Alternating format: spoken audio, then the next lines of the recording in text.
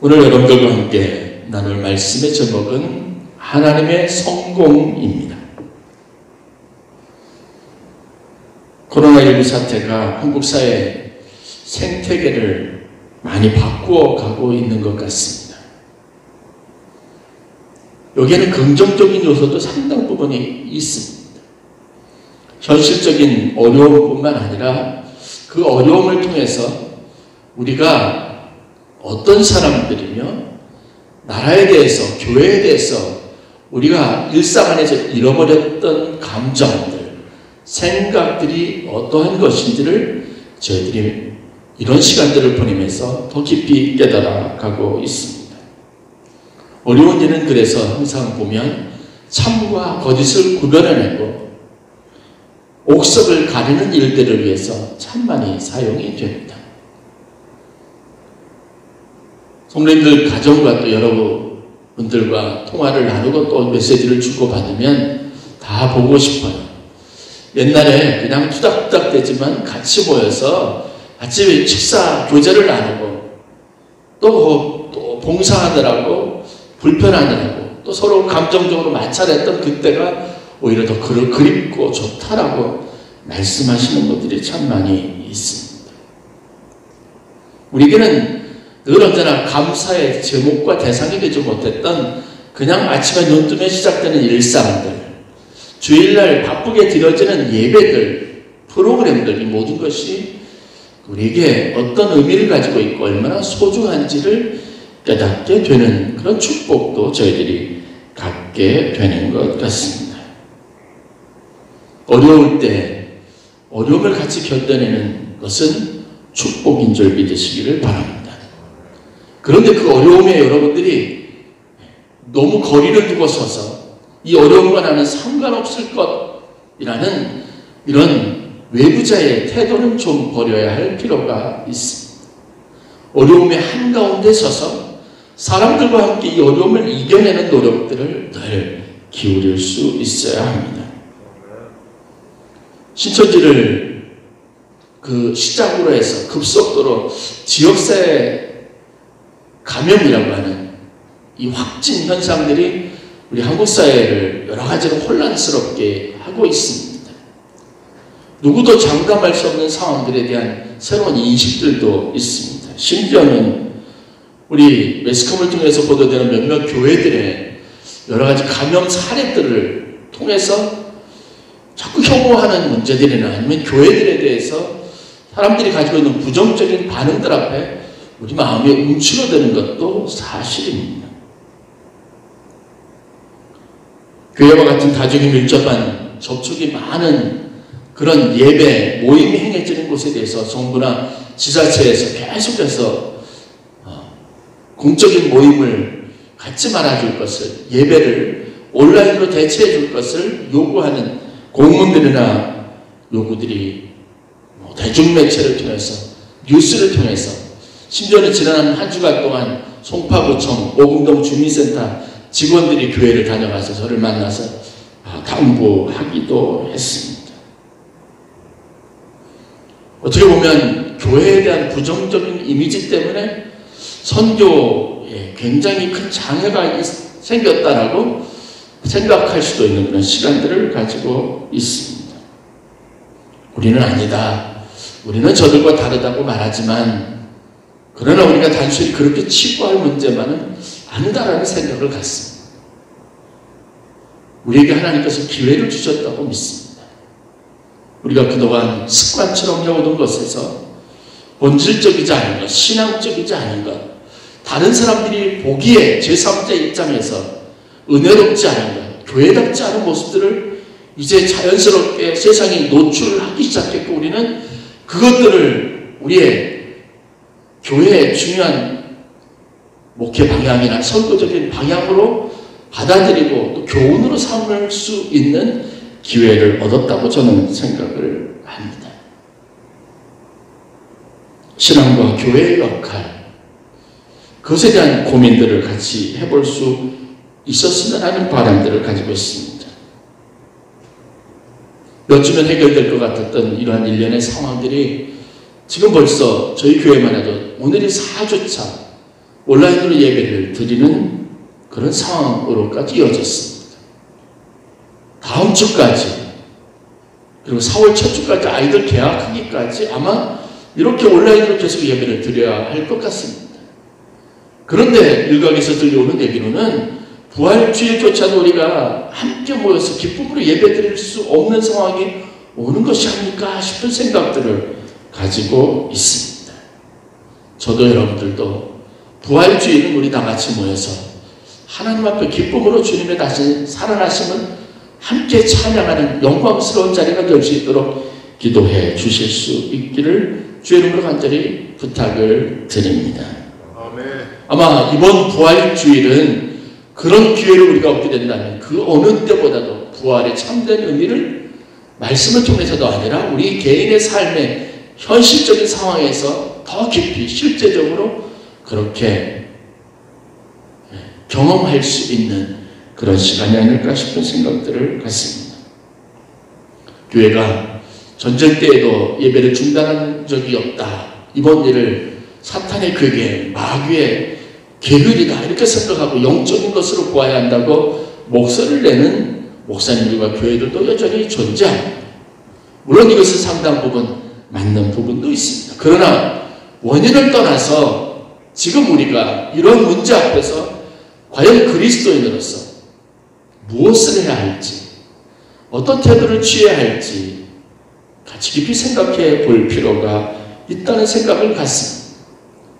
그래서 저는 오늘 여러분 이것과 관련되어져서 이런 상황 속에서 교회와 성도들이 가져야 될 태도, 성경은 특별히 예수님은 하나님은 말씀 안에서 우리에게 무엇을 교훈하고 있고 어떠한 방향을 향해서 나아가도록 가르치고 있는지를 같이 생각해 보려고 합니다.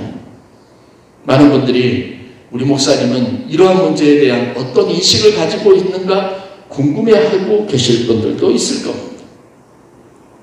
제가 몇 주간 동안 이 일과 관련된 성경의 여러 가지 많은 자료들을 찾아보고 그리고 성경의 중심되는 메시지가 무엇인지를 함께 고민해 보는 시간을 가졌습니다.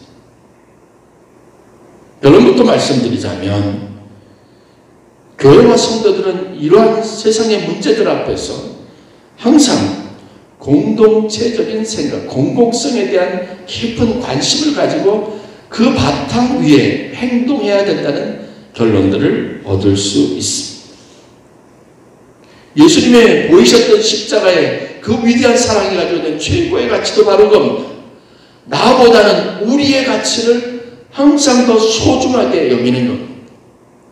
나의 안녕보다는 다른 사람들의 안녕과 나의 구원보다는 다른 들의 구원의 문제에 대해서 늘 언제나 선제적으로 더 깊은 이해와 관심을 갖기를 하나님이 원하신다는 사실들을 우리가 성경 안에서 굉장히 많은 곳에서 발견할 수 있습니다. 여러분 먼저 그러면 성경에서 우리가 직면하고 있는 것과 비슷한 상황들, 이런 상황들에 대해서 어떻게 그 상황들을 설명하고 있고 이 과정들을, 이 어려움들을 어떻게 겪었는지를 한번 생각해보고 찾아볼 필요가 있습니다. 전염병이라고 하는 이 한 가지 이 특별한 상황들만 가지고 볼 때도 성경의 여러 곳에 전염병 혹은 질병과 관련되어 있는 이야기들이 기록이 되어져 있습니다. 먼저 출애굽기에 보면 여러분들이 아는 것처럼 이스라엘 백성들의 출애굽 당시에 하나님께서 모세의 손을 빌어서 애굽 땅에 내리신 10가지 재앙이 있습니다. 그 재앙들의 특징을 살펴보면 급속도로 빠른 시간 안에 아주 많은 사람들에게 굉장히 큰 지대한 영향을 미치는 재앙의 형식을 띠고 있습니다. 전염병과 관련된 것으로 보면 가축이 떼죽음당하는 악질이 있었습니다. 독점을 통해서 많은 사람들이 한꺼번에 질병을 얻고 고통을 당하는 재앙도 있었습니다. 자고 일어났더니 모든 초태생들이 전부 다 죽는 장자의 죽음 같은 것도 이것도 재앙이 있어서 전염병이 한 일환이라고 볼 수 있습니다. 또 다른 이야기는 직접적으로 사무엘상 5장의 전염병 때문에 7만 명의 사람이 죽은 이야기가 기록이 되어져 있습니다. 죄송합니다. 좀 다른 이야기인데요. 사무엘상 5장에 나와 있는 얘기는 여러분 엘리 제사장 때 그들이 하나님 앞에 범죄해서 블레셋과의 전투에서 여러분들이 아는 것처럼 언약궤를 빼앗긴 사건이 기록이 되어져 있습니다. 블레셋 사람들은 이 하나님의 언약궤를 빼앗아서 이것을 가지고 아스돗이라고 하는 곳에 갑니다. 그리고 그곳에 다곤 신전이 있었는데 그 신상 옆에다가 하나님의 언약궤를 둔 일이 있었습니다. 이 일로 여러분들이 아는 것처럼 자고 일어나 보니까 다곤 신상의 허리가 부러졌습니다. 신상이 부러져 버린 겁니다. 그리고 아스돗이라고 하는 곳에 전염병이 퍼져서 그 도시 인근에 있는 사람들이 전부 다 죽임을 당하는 일이 있었습니다. 7만 명과 관련된 기록은 여러분들이 잘 아는 다윗의 때에 있었던 전염병 때문에 죽은 사람의 숫자입니다. 다윗이 밧세바를 범하는 일이 있었죠. 그 일 이후에 회개했던 다윗이 또 치명적인 한 가지 범죄를 하나님 앞에 저지릅니다. 그것이 바로 뭐냐면 자신의 자랑, 교만의 한 표현으로 전국에 단서부터 브엘세바까지 전국에 자신이 가진 군대의 수, 인구의 수를 직접 파악하도록 한 겁니다. 인구조사를 실시하게 한 거예요. 하나님이 성경에 보면 이것 때문에 진노하셨다라고 기록합니다. 그래서 갓 선지자를 보냅니다.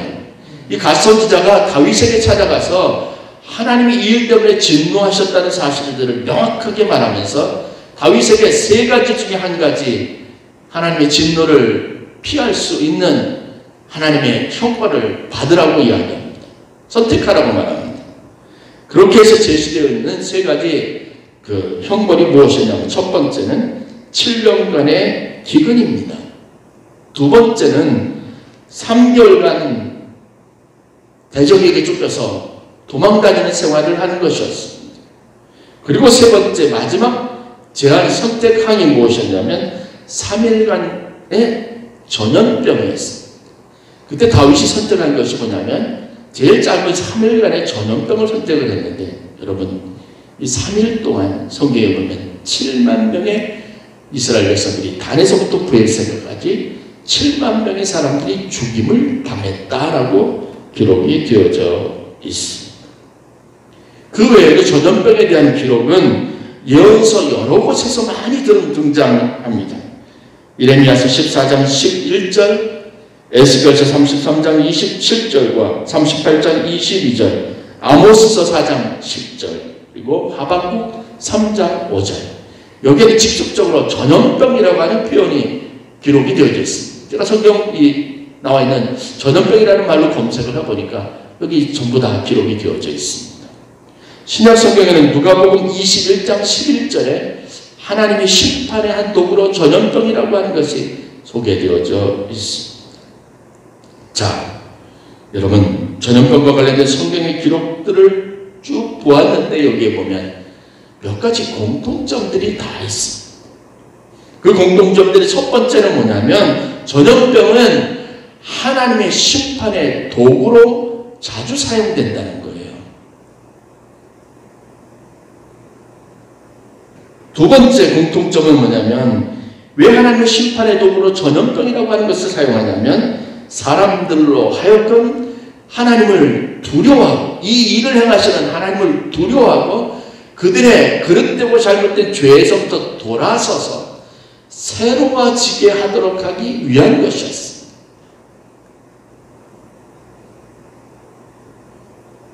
사람이 스스로 통제할 수 없고 이겨낼 수 없는 이 심각한 공포와 같은 전염병을 통해서 그들이 하나님께 매달리도록 하기 위한 것, 그들이 지금껏 살아왔던 것이 가져다 주는 폐해가 무엇인지 하나님의 백성들에게 알게 한 것. 전염병의 목적은 그래서 심판 자체로 있는 것이 아니라 그들을 새롭게 하는 것에 있다는 사실들을 알 수 있습니다.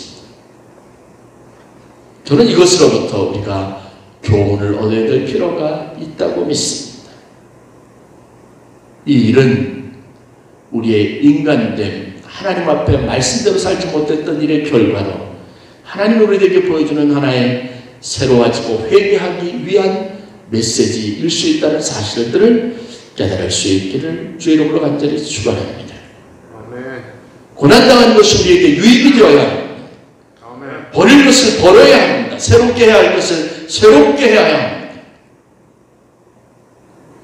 매스컴을 통해서 교회가 연일 공격의 대상, 비난의 대상이 되는 것은 마음이 아프고 따가울 수는 있지만 세상 사람들 우리를 바라보는 시각에 대해서 우리가 무시할 것이 아니라 그것에 대해서 그들이 무엇을 말하고 무엇에 대해서 지적하고 있는지를 귀를 기울일 기회로 삼아야 합니다.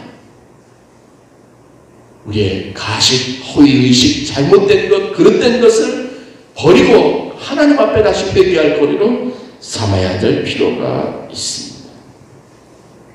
역대하 7장에 보면 성전 낙성식을 하면서 하나님과 솔로몬 사이에, 이스라엘 백성들 사이에 주고받았던 메시지가 있습니다. 그때 하나님이 솔로몬에게 주신 말씀입니다. 혹 내가 하늘을 닫고 비를 내리지 아니하거나 혹 메뚜기들에게 토산을 먹게 하거나 혹 전염병이 내 백성 가운데 유행하게 할 때 내 이름으로 일컫는 내 백성이 그들의 악한 길에서 떠나 스스로 낮추고 기도하여 내 얼굴을 찾으면 내가 하늘에서 듣고 그들의 죄를 사하고 그들의 땅을 고칠지라 라고 말씀하셨습니다. 이 일은 하나님의 메시지입니다. 우리에게 주어진 돌이키고 회개해야 할, 점검해 보아야 할 기회인 줄 믿으시기를 주의 이름으로 간절히 축원합니다. 이 일 후에 우리에게 되어질 일은 우리가 교회가 회개하고 하나님의 백성들이 회개할 때 우리의 잘못과 우리의 그릇됨과 우리의 어긋난 방향에 대해서 되돌아볼 때 이 땅을 치유하시는 하나님의 특별한 치유의 은혜를 경험하는 시간이 될 것이라는 소망을 가지기를 바랍니다.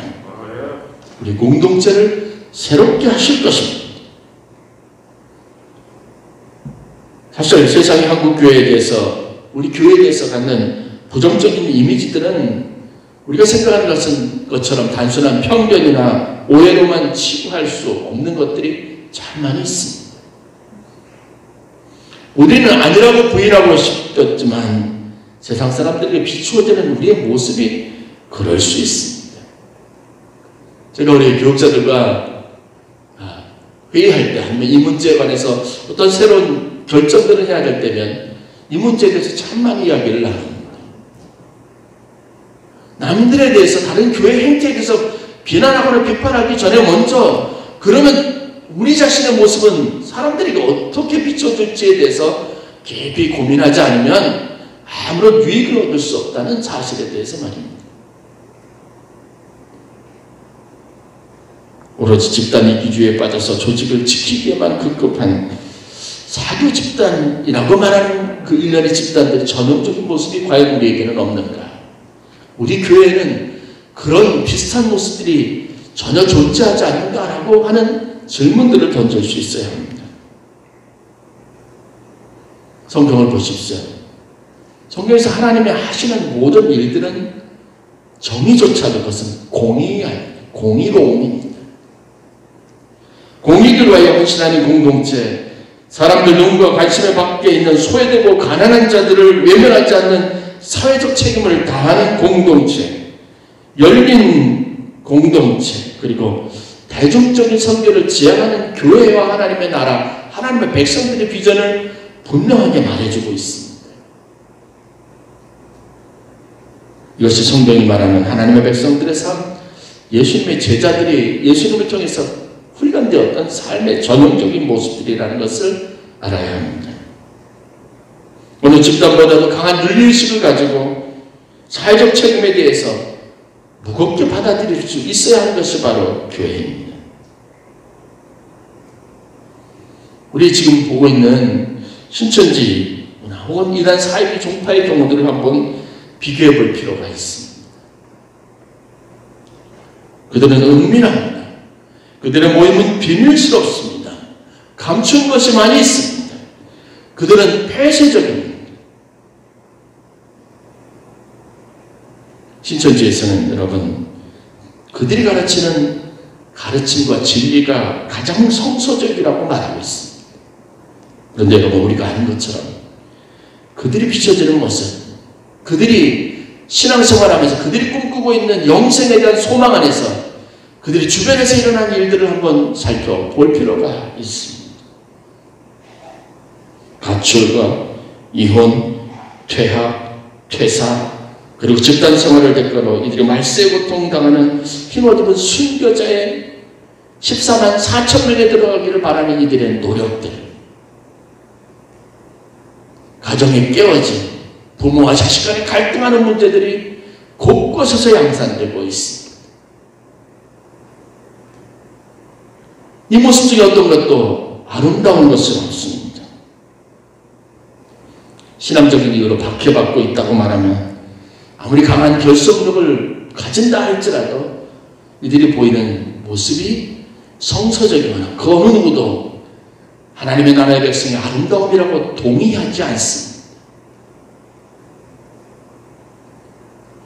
14만 4천 명이 들어갔다고 해서 그들이 과연 그들의 삶이, 그들의 구원이 영광스러운 것일까요? 14만 4천 명이라고 하는 요한계시록 7장 우리가 읽은 본문 앞에 나와 있는 이 숫자의 개념은 많은 사람들에게 영광스러운 숫자가 아니라 혐오의 대명사가 되고 있다는 사실들도 우리가 알아야 합니다. 성도는 여러분, 인치심을 받은 14만 4천의 숫자에 들어가기 위해서 치열하게 충성 경쟁하고 이 땅의 사람들과의 차별성을 드러내는 수단으로 경건과 거룩을 자랑하고자 하는 어리석은 생각들을 버려야 합니다. 구원받은 즐거움에 취해 있기보다는 하나님의 심판이 될 이 땅의 아픔과 고통, 그리고 치유를 위해서 더 많은 눈물을 위해서 기도해야 하는 겁니다. 이것이 성경의 가르침이고 하나님의 심판이 우리에게 주는 메시지의 핵심입니다. 제가 오늘 이 본문을 오늘 설교의 본문으로 삼은 이유를 여러분 말씀드리려고 합니다. 오늘 우리가 읽은 이 본문은 요한계시록 7장에 나와 있는 두 가지의 전형적인 그 말세 환란의 날에 일어난 일들에 대한 후반부에 속하는 이야기입니다.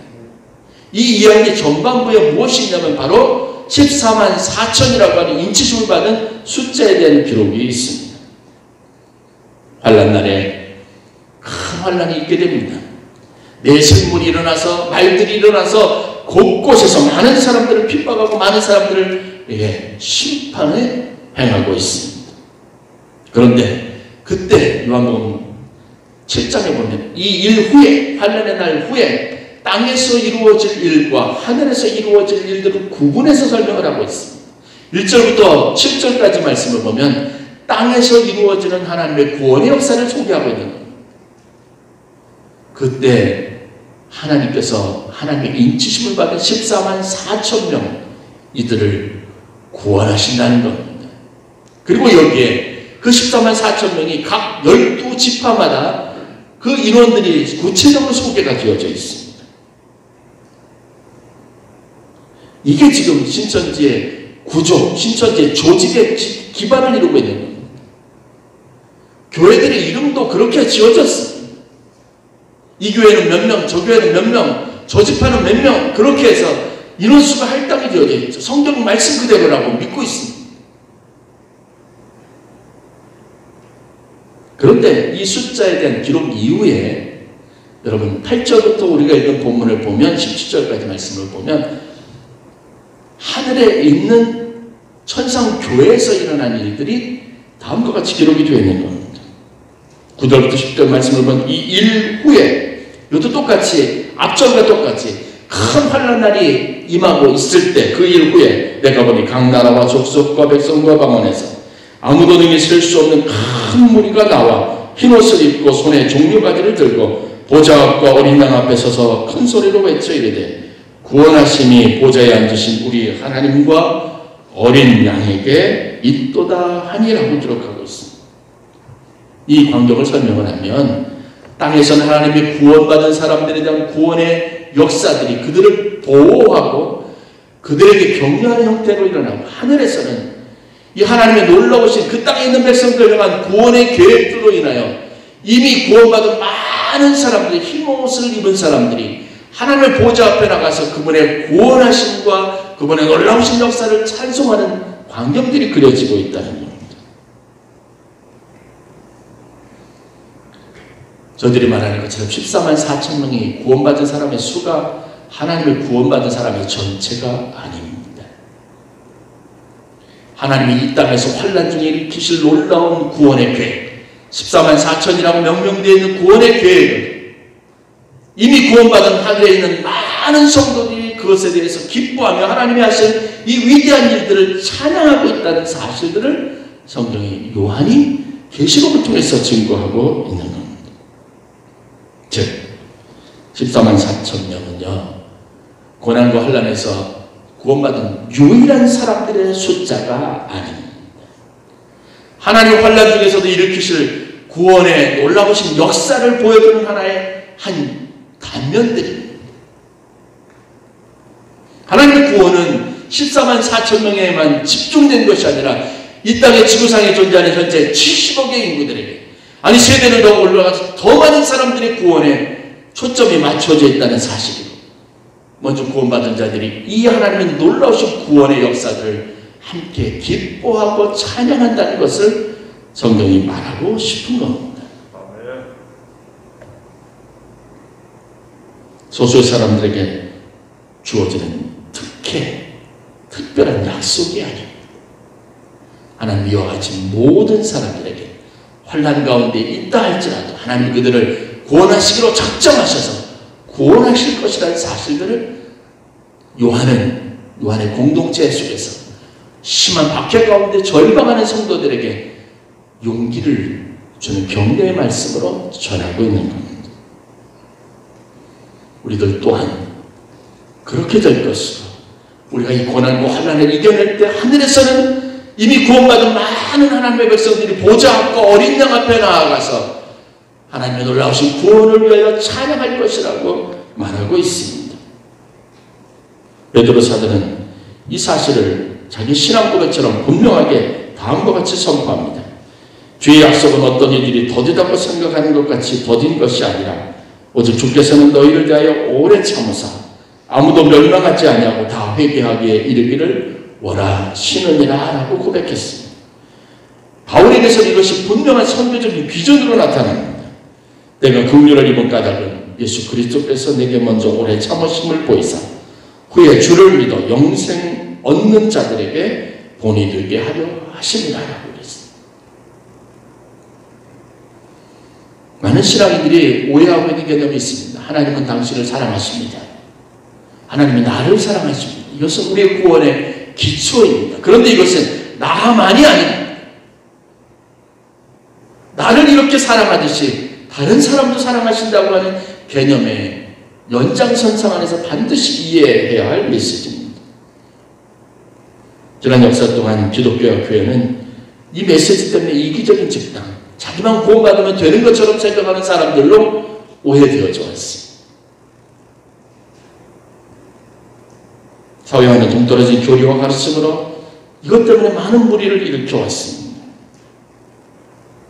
자기들을 지키기 위해서 사회는 생각하지 않고 이 일에 대해서 이후 미치게 될 파장에 대해서는 생각하지 않는 것 같은, 그래서 사람들이 손가락질하고 있는 그 모습들을 가지고 있었다는 겁니다. 공동체, 공공성과는 관계없이 우리 자신, 우리를 보호하고 우리를 지키는 것, 우리의 신앙, 여기에만 관심을 가지고 있었던 겁니다. 그래서 무엇을 했습니까? 믿음 없는 형제를 위해서 인내심을 갖고 그들 곁에 남아서 그들이 구원받기 위해서 눈물을 흘려 기도하는 것보다는 핍박을 피해서 형제를 버리는 선택을 해왔습니다. 공동체의 죄악을 위하여 가슴을 치고 회개하며 그 고통받고 있는 땅의 회복을 위해서 그들과 함께 그곳에서 같이 눈물을 흘리기보다는 나는 당신들과 상관없다고 여기고 공동체를 벗어나와서 우리만의 아름다운 것을 추구하도록, 그렇게 이기적인 태도와 선택을 하도록 그렇게 늘 강요받아 왔다고 하는 자신입니다. 공동체는 우리가 상관없다는 방관자적인 입장 안에 있었습니다. 그러나 주님은 세상 속으로 들어가셨습니다. 세상 안에서 자신을 아낌없이 내어주셨습니다. 누구를 위해서요? 자기를 버린 사람, 자기를 부인하는 사람들, 자신에게 손가락질하는 사람들, 자신의 옆구리에 창을 찔러낸 사람들을 위해서 저들의 죄를 용서해달라고 기도하셨습니다. 왜요? 저들은 자신이 하는 일이 무엇인지 어떤 일인지를 알지 못하는 사람들이기 때문입니다. 하나님이 나를 사랑하는 이유는 그 사랑을 더 많은 사람들에게 증거하게 하기 위한 것입니다. 오늘 우리가 다시 한번 분명히 해야 될 것은 하나님이 생각하는 성공은, 그분의 성공은 아무도 멸망하지 않고 모두가 다 구원받는 것에 있음을 여러분 마음에 깊이 새기시기를 바랍니다. 그것이 하나님이 바라는 성공입니다. 이 땅에서 여러 가지 많은 일들을 행하시는 이유입니다. 우리에게 때로는 전염병과 같은 것을 통해서 우리에게 깨닫도록 하신 아주 중요한 메시지의 본질입니다. 사도 바울은 그래서 이 마음을 가지고 복음 안에서 자신 스스로를 모든 사람에게 빚진 자라고 생각을 했습니다.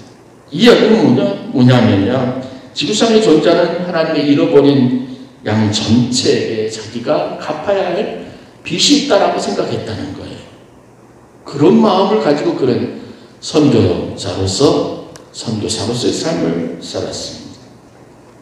지금 우리가 선자리에서 우리가 해야 할 것은 무엇일까요? 하나님이 성공하도록 도와야 합니다.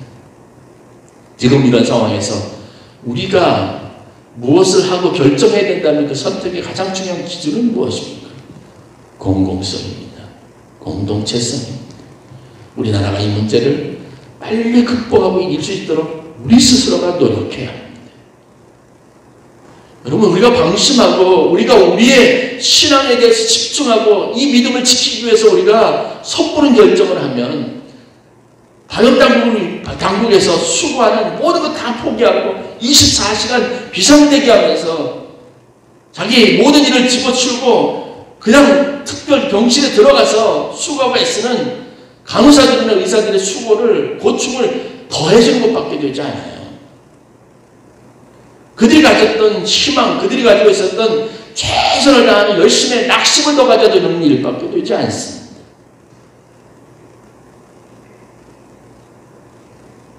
교회 나오지 말라는 얘기가 아닙니다. 그러나 우리가 무엇을 하고 무엇을 결정하기 전에 항상 이 공동체, 어려움 당하고 있는 이 땅을 위해서 우리가 무엇을 해야 할까를 생각하는 겁니다.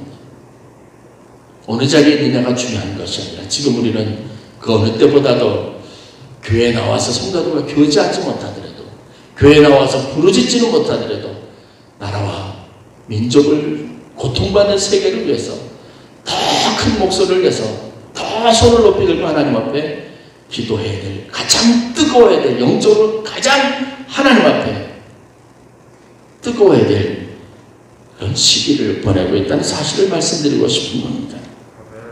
코로나19 사태를 보면서 저는 세 가지를 여러분들에게 말씀드리면서 말씀을 마치려고 합니다. 첫째, 이 땅의 아픔에 동참하고 조속한 치유와 회복을 위해서 여러분 기도해 주십시오. 두 번째, 우리도 함께 고통의 현장에 남아서 이 현장 속에서 힘겹게 싸우는 사람들의 힘이 되고, 이것 때문에 힘들어하는 사람들이 조금이라도 보탬이 되는 선택을 하고 그런 삶을 살아야 될 줄로 믿습니다. 마지막으로 우리가 잘 아는 것처럼 하나님의 사랑을 더 많은 사람들에게 보여주고 확산시켜야 합니다. 우리가 코로나 긴급 구호 키트를 보낸 것도 마찬가지입니다. 어려움에 동참하기 위해서 TV에 보니까 한 지체장애자아이가 노란 봉투 하나를 가지고 거기 파출소 앞에다가 그걸 몰래 갖다 놓고 얼른 가더라고요. 마스크, 자기가 받았던 마스크가 거기 들어있더라고요. 나누고자 하는 마음, 사랑입니다. 작은 것이지만 저는 참 감동 많이 받았습니다.